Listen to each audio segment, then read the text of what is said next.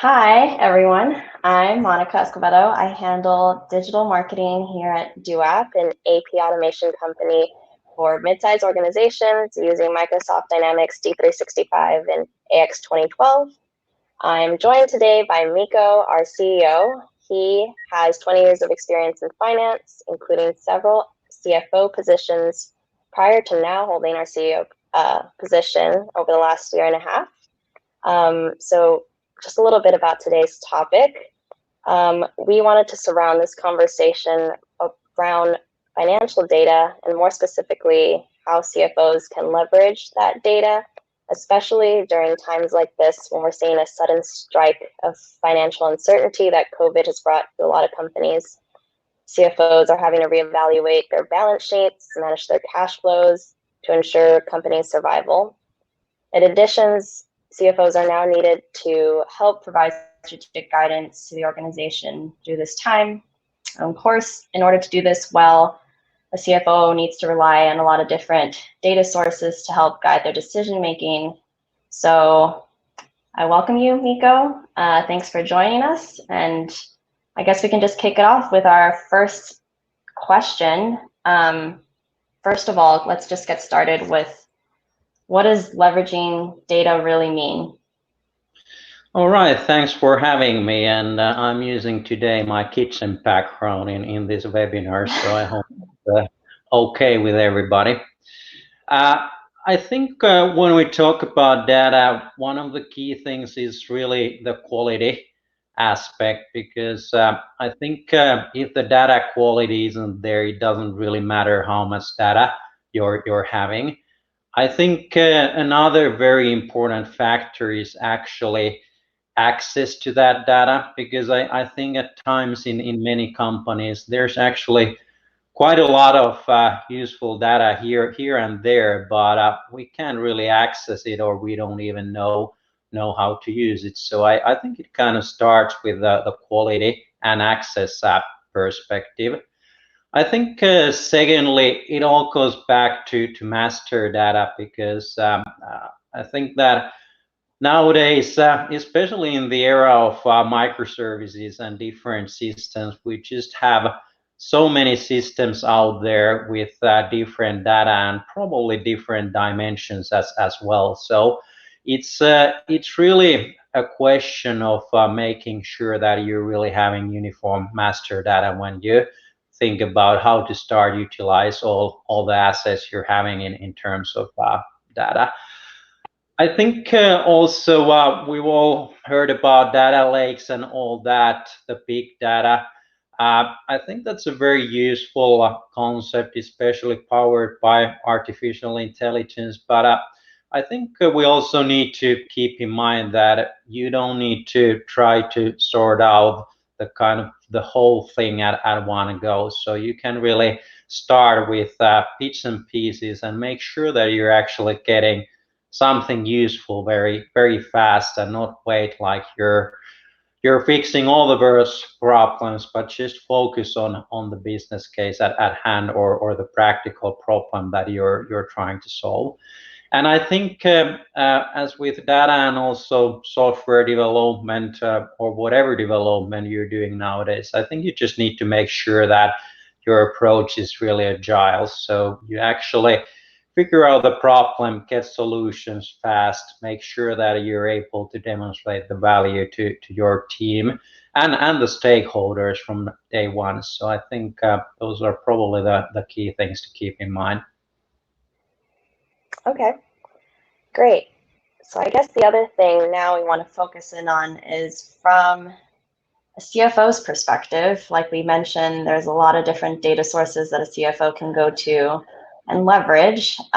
There's sources like from operations or sales. So from a CFO's perspective specifically, what do you think are some of the most important data reports to CFOs, what they should be looking at?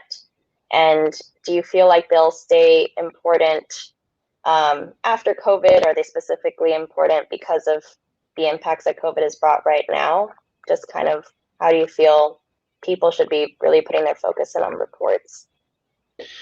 Yeah, that's a good question, and I think based on my experience, and maybe that's a bit of a personal perspective as well. I've been always a fan of sales data, so whatever you can actually get out of your business and systems to understand how your sales is running, I think that's really the core. I know that many CFOs are very focused on a lot of data, a lot of the financial data as well, but I think it all really starts with the sales data, and that is really where kind of all businesses should be run based on your sales performance, and I think that is why it's really important. Uh, Hmm. then of course, when looking at the operational aspect, that kind of comes second. So really understanding the efficiency in your business, because I if you don't have any sales, it's kind of theoretic to run a business. But after that, the next thing is really understanding that how efficient you are, how strong your operations are performing, and so forth.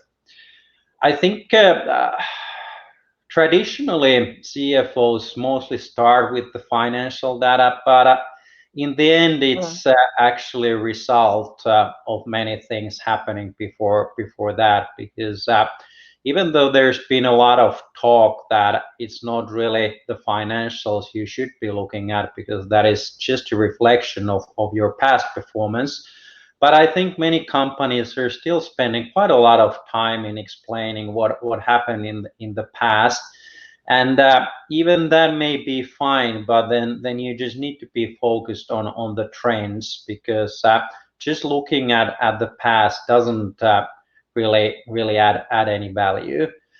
And speaking of trends, I think obviously that is something where data can help you a lot, because when you understand that what has happened in the past, you can easily figure out what's going to happen in the future. And also, maybe what is also important is understanding that, for example, looking at your forecast, what has been really trending there? Is there one account manager working in sales who's constantly pushing the deal closing dates forward, and kind of understanding things like this? I think that gives you a lot of insight to your business. And I guess as such, as a result of COVID, I don't think much has really changed. I think the only thing that really happened was that we needed to adapt to the new situation really fast. But I think that's pretty much what is happening in business nowadays. Anyway, that things actually change, your business gets easily disrupted, and you just need to be focused and understanding what is going on in your company, also out on the markets, to be able to make the right decisions. Right. Yeah. And so, I mean, you mentioned that there's all these different angles that CFOs can be, reporting on from to influence, different reports. And now that they have maybe looking at these reports on a more regular basis, there's also, I guess, a challenge too of how to communicate those findings to the rest of the organization, specifically cross-functional stakeholders, in order to be able to drive change. So I'm wondering, from a CFO perspective as well, what insights do you have on this topic of communication from a CFO perspective to the rest of the organization? Yeah, I guess it kind of goes back to the role of the CFO, because I think traditionally you're just pointing out some anomalies in your financial data. Maybe just complain that the business units are not performing as they should. But I guess we really all know that. I mean, if you're running a business, you can probably figure it out yourself when you're in charge of that business, that I'm not doing that well. So nobody really needs to tell you that, because that's pretty obvious, and I think we still see that a lot. So I think for the modern CFO, it's really pointing out the solution rather than a problem. And I think that again goes back to the role of the CFO. You really need to understand the business and the world around you so that you're able to give that insight. Because I mean, let's say if your revenue is falling behind, as said, it doesn't really make much sense if you're just telling the business unit that your revenue is falling behind. But kind of leveraging the data or insight you may have, you're probably able to tell why, or even kind of before you're seeing the results in the financials, you're kind of able to highlight that to the business unit that, hey, I've been actually seeing this trend going on for a while. So have you actually thought that you should take a look at what is going on in this particular market or product area and so forth? So I think that is really where the real value is coming from. So I'd say that at times the CFO probably even needs to understand the business a bit better than the CEO, and I think that is really when the role starts to add value. Great. So I want to shift our conversation back to COVID specifically and what kind of influenced us to create this webinar specifically. Obviously, the situation we're in has caught a lot of people off guard, and many people are scrambling to figure out how to adapt to the situation. Broadly speaking, what do you think is the role of data specifically in these times, and would you say it's more useful now than before COVID? And if so, why do you think that is? Yeah, I think especially now in the COVID situation, I think access to all the data real time and irrespective of where you're situated or who's actually crunching that data for you, I think those are becoming even more important. So you just need to make sure that you have the access to the relevant data at all times. And if not, then obviously kind of the disaster situation as we've had with COVID is going to impact the business even more. That being said, I think if we look at the world around us, unfortunately, I don't think that COVID's going to be the last thing we're going to see in terms of unpredictable events. And I guess it doesn't even need to be as serious as global pandemic. It can just be that your business is threatened by a new player that is truly disrupting what you're doing. So I think that's kind of a similar threat that you would have any given time. And I think that makes it even more important that you just need to have the framework how to understand your business and build on the data what you're having. And I think we at times are also fairly internally focused, but I think for CFO and other people in the company, we just need to keep an eye what is going out there on the markets constantly. So I think that is something that we forget at times. And I think we've also seen just looking at our business right now that we sometimes hear that we can't really focus now on anything new or developing our processes because we just need to put out the fires within our own business because of the COVID situation. And I think that kind of answers the questions that if that's the situation your company is facing right now, it means that you haven't totally been prepared to a situation like we're living through right now. Of course, you can't really prepare anything like this, but I think, as said, there are going to be disruptions, larger or smaller, hitting the business pretty much every day. And I think also now, let's say that this COVID situation, it's been there for a while. And if you kind of identify that we were a bit unprepared, now is probably the right time to look into what are the things that you could actually invest in, or even go through a bit of a process innovation internally in your company, just to make sure that whenever you're facing the new disruptions in the future, you would be prepared. So I think that is part of my guidance, that right now it's actually good to take a look at your operations and figure out what could we do differently to be better equipped for the future. Okay. Yeah. I'm going to circle us back. This is our final topic before we sign off here. Just read off a little bit of information we have from a survey. So we know there was a survey taken of 200 finance professionals showing that 97% of them use Excel for their financial analytics, 73% use data from their ERP, and 39% from off-the-shelf solutions. So we know that there's no end to the amount of data to analyze. So I'm wondering, how does a CFO balance all this information from data insights, outside perspectives, just individual beliefs, and all the other factors to make the right decisions and be able to lead their organization better? Yeah, first of all, I think I'm surprised always that Excel is still going strong. I mean, it's a great tool. And I've always told people that I have a black belt in Excel myself, so I really know what I'm talking about.